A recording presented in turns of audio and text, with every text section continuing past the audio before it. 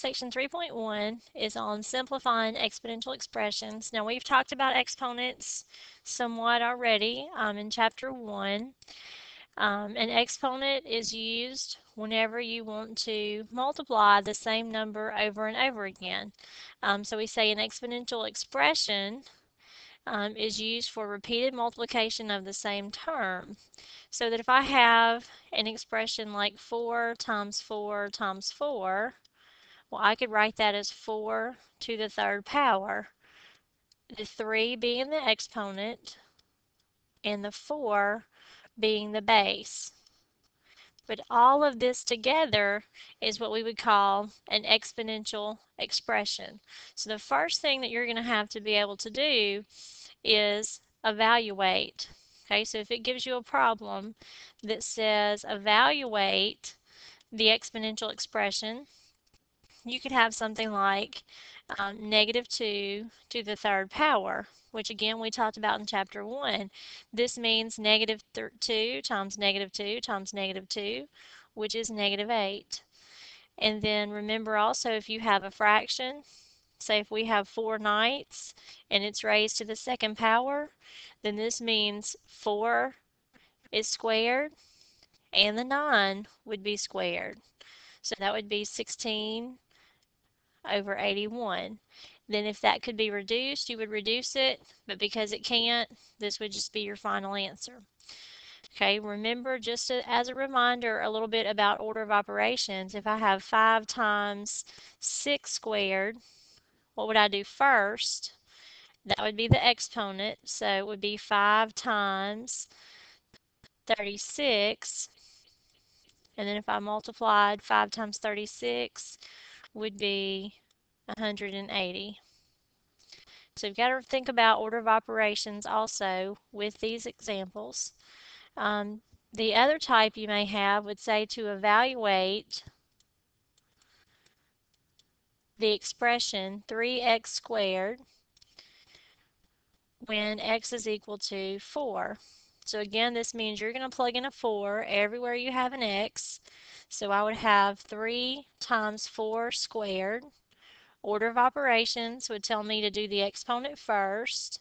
So 3 times 16 would equal 48.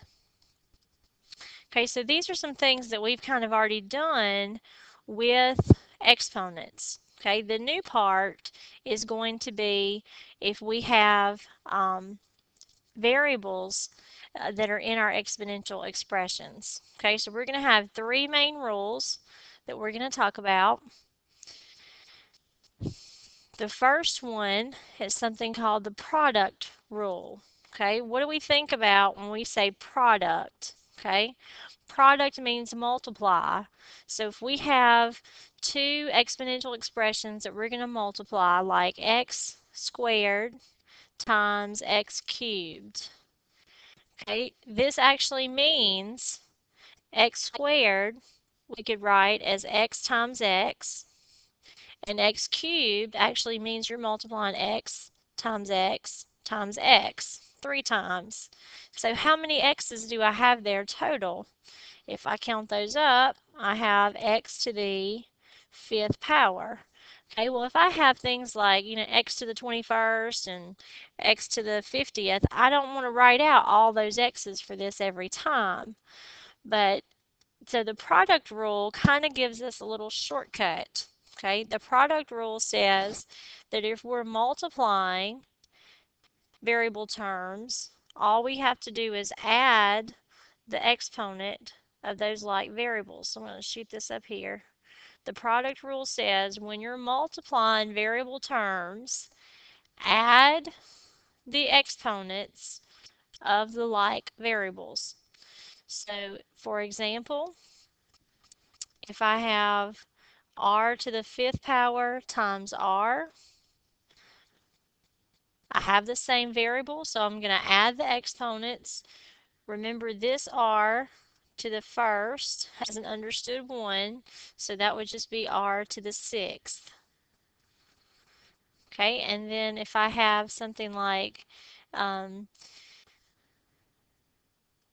x to the 5th times x to the third times x. There's no limit. If I have, multiple terms there, I would add all of them up. Put the understood one, so that would be x to the ninth. Okay, when you're multiplying terms, add the exponents of the like variables.